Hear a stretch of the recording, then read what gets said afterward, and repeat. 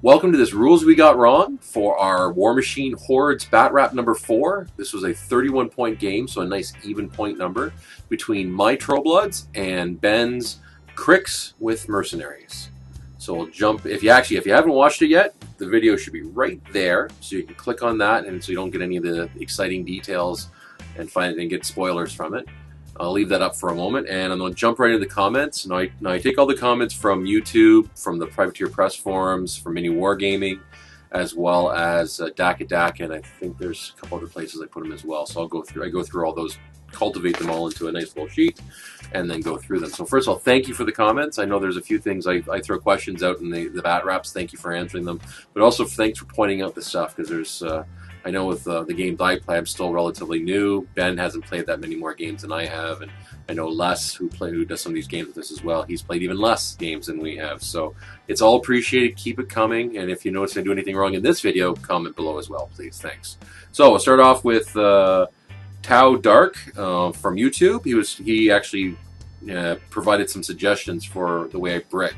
And basically, I think I commented in the video where I started my brick off the way I wanted, but wasn't quite sure of the placement. I kept Madrick back a little bit, where with a smaller command range, it didn't really help me much. So he says, in deployment, I like to keep Madrick and the stones in the center of your troll brick near the front.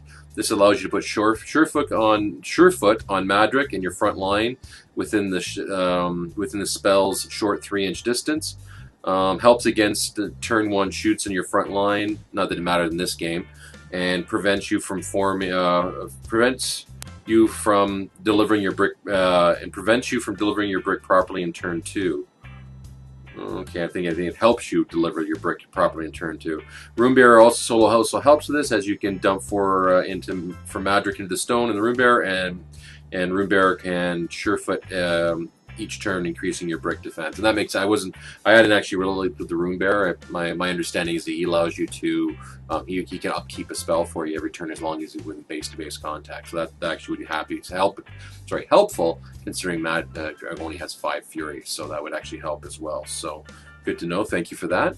And UK Draxon just said, I love the Blue Gods of Warmachine. Played them last night against anyone on to his details of his game, so great. I'd like to see more blue skin fans out there.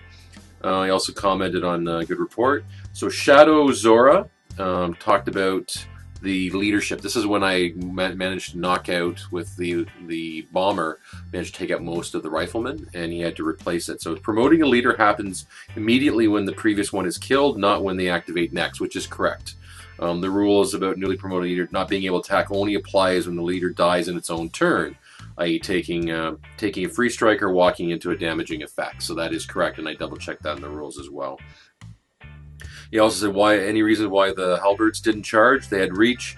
They could have gone in there and in this turn and messed up some trolls. As it is, haven't seen part 3, but they're going to die now. Well, you'd think so, but they didn't quite. But I'm not sure why he was holding off back on the charge. I'm not sure the logic. Hey Ben, if you're watching the video, comment below, let us know.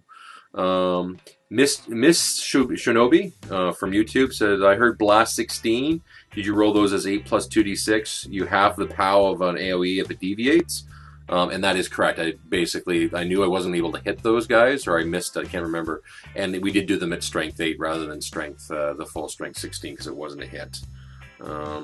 Also note that a direct hit only hits them all when it takes full damage, and that's one of the things about this game I find interesting and a little bit frustrating. I don't understand the logic where it's a blast effect if it misses, but it's if you hit the target, no one else in that AoE gets affected, only that one guy gets affected. So in some cases you almost want them to miss, but again it's just one of those game dynamics coming from the Warhammer 40,000 universe, where blast damage is blast damage, and having this where if it's a hit it's a direct, but if it's not it's a blast. It's a little confusing, so take me a little while to get used to that. So Chris Hall from YouTube said, when a scrap thrall misses, he still blows up. Actually, I double checked that. The rule for scrap thrall is he only blows up when he is disabled. So that in that case he wasn't disabled, and that's why he managed to stay there. Also, Shadow Zora 13 from part 3 said the Fell Caller should have been hitting a lot easier than 7s. And there's actually this is one of the things that a few people commented on, and I think it was Silfrock from part 3 actually had it pretty much exactly as I remember it said, and basically it explained, because I think we were rolling for 7s, but it actually should have been 5s based on all the different modifiers that are in there. So he breaks it down as it was Madrick was defense 14, and actually I'm gonna probably put a little line along here. Madrick started defense 14. Was -4 for the defense for the oil, +2 for the Surefoot, and then versus the Fellcaller's Mat 7. Now we looked at the backstrike pace possibility because he was close to be, but he wasn't fully in that back area, that back arc. So we didn't do the backstrike +2 the backstrike bonus. So basically it was 5. So for some reason we've got in our heads there was 7s. So he was doing, and that may have been because I told him the stone added defense, not armor. So that one may have been my bad. But as you can tell, he still got a ton of hits in there. So he also complimented me on the best battle reports and camera work and such. So thank you very much. I appreciate that. Also, going back, I'm just jumping back and forth because that was one of the big things. Is several people commented on the fact that the numbers that the Fellcaller needed because he was having that one spell put on him, the control spell, which quite frankly is nasty. I didn't even know that might have happened, so it was a bit of a shock to me. I thought, why is my guy hitting myself? Hitting my Warcaster. So. Oh, and they also comment, Shadow Zero also comment, jumping back to a previous comment, he had forgotten to use Madrick's Scroll of Grimdar Perseverance.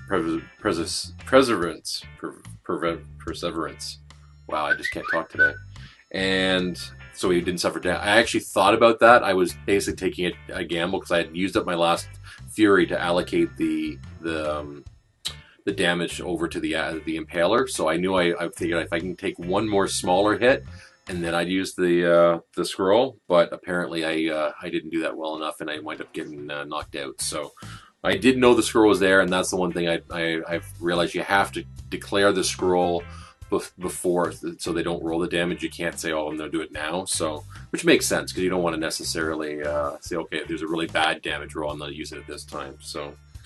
And then he also says, but Stannis appeared to have the last attack on Madrick, so but Stannis appeared to be the last attack on Madrick, which would be okay. And actually, Madrick, because he's got the sword that he uses, actually gets 2 attacks with it by default, so he would have had 1 more attack after that. Bob Smith also comments, says models can't move over each other, and that's actually a rule for Brocker Stannis. He has a special rule called Tactician, which affects Steelheads, which basically means that they ignore other Steelhead units for either movement or line of sight. So in this case, they're able to move through each other. And ironically, while on this doing this video, Dan Solo answered the comment in section 3 as well. So thanks, Dan. But yeah, so those were legal moves, which make those guys working as a team together makes them much nastier. So. No, Mist Shonobi commented, said this is important to the game. It's very easy to get in your own way, and again, that tactician rule definitely makes it a powerful list. So, and Miss Shinobi also commented in part 3. Did you know that you can rile your beast you're not fury starved on your turn? And this has been a reoccurring issue for me. I need to write it down somewhere on my list or write it down somewhere because this is about the 3rd game in a row where I've been starved for fury just because I haven't been poking the beast to get them going. So that's something I'm going to need to work on. Also, I believe the bomber had 2 initial range attacks. You do not need to pay fury to buy them. I think the rate of fire on the kegs is 2. If that's the case, no need to buy the tax. Actually, and Orcish 123 commented, and he goes, bombers have a 1 initial and a rate of fire of 2, so he should buy the 2nd attack, and that is correct. I double checked that. Now, if it was listed as 2 different weapons, I definitely could have thrown them, but because it's one weapon with a rate of fire 2, you do have to pay for the second. You do have to pay for that 2nd attack. Madrick should have feeded last turn and cast Carnage. Mercs were pretty much pretty close to each other, so it would have been quite devastating. And you're correct. It was one of those things I just didn't. I know that the Hairbirds had a -2 to the attack. I think because of their reach weapon. But I was more focused. Well, I don't know if I was focused at all. Maybe that was the problem. So Gorzilla, oh sorry, Lord Raptor from Mini Wargaming said excellent battle report. Thank you, appreciate that. Gorilla Wizard from Daka Daka said nice report, but you forgot Madric's Skull of Grimdar at the end to prevent that last hit. And again, I was just trying to, I was gambling and I lost, unfortunately. So, Derock from PP. I'm assuming you didn't select combat warning from the Stonebearer UA at the turn before you sprayed with Venom. That is my go-to selection as I need damage control, damage for the combat run. And that's actually an excellent idea. I didn't even think about putting something on ahead of time. And again, part of this is, at least I have to work on, and any new player, you sort of have to know what your opponent's bringing.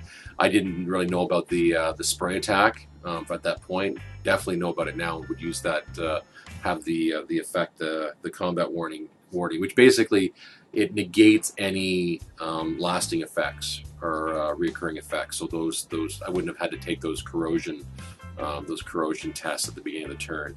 So, and if my understanding, you take, now does it negate the damage altogether? I think it just removes the continuous effect. So, yes, combat warning. Combat warning not only removes continuous effects, but if you order up, you're immune to continuous effect. Ooh, that's good to know. Also, if you forgot, yeah, I think that's the other big thing is it wasn't a case I forgot. I was just hoping I could do could last one more turn. So, and I guess I could have mentioned that in the battle report as well. Sin 7 from Privateer Press, nice rep. Lots of mercs with those Cryxians like me like. Oh, I'll pass that along to Ben. One rule, thingamajig, move units and act as a unit, all the move, all shoot. And we've actually addressed that in our last game with Ben, where he was moving, attacking. We cleared that up in our last battle report, that you have to make sure that you move everything, then you do your attack. So, but thanks for pointing that out. And I think for the Trollbloods, you probably would have a better bomb the steelheads than they were real clumped up, rather than going that long range assassination, hope for a good scatter. And really that was it. It was just a case of, you know what, let's see if I can do this, to see if I can do some damage to the Warcaster. But unfortunately, I didn't have any luck at all. They didn't scatter the way I wanted them to. So, but it was worth, in my mind, it was worth a try, because at that point I didn't see a lot of hope for that big mass of steelheads there. But you never know. Daniel Plainview from Privateer Press forum said, my two favorite factions, slogging out and a reggae backbeat. Superb, sir. Well, thank you. Actually, I like this comment so much, I actually credit you for saying this in my last battle report rather than this one. So you get 2 credits for that. So I like that. I'm a fan of the music I picked out, obviously, because I picked it, but it's a little bit different. And to me, it suits the sort of the Trollblood mentality. Commander Kador, who everyone should know is less in the Privateer Press forums. If you haven't already, check out his short story on Menoth. It's in Kador. It's actually really good. Those are some handsome-looking Trollbloods. Love the paint job and skin tones. Also a great scenario. Thank you, Les. I'm gonna win next time we play too. B Striker. How come Denny didn't feat? It would have been a huge advantage. It should have resulted in an easy. Quick and easy win for Cryx. Other than that, fun to watch. Thanks for editing it all together and sharing. You're more than welcome. I have to take a little bit better notes, because I can't remember if she did feed. If she did feed, then that means the fell caller should have actually been hitting on 3s rather than on the 5s. So bottom line is, I'm still trying to get this whole battle report thing figured out. So, but and we need to document stuff a little bit better. So, but other than that, that's pretty much the game. Throw the comments. Thank you very much for commenting and watching. And if you have any comments to this video, click on it below. I do try to follow up with the comments after this video's gone out, just to sort of point people back if they have any additional questions. I'm not always as quick as I'd like to be, but you know, it's I will eventually comment back to them. So, also I have a game with Ben scheduled for this weekend, so you can check that out soon. I think we both are using our Christmas stuff, so you'll see some new models on the table, including from me. Let's see if I can do this without. Sorry, getting distracted by something. See if I can do this with it. I got a nice little Earthborn. So there we go. So that's something to look forward to. Thanks again for watching. And if you have any questions, comment below. And I never know how to end these things. How about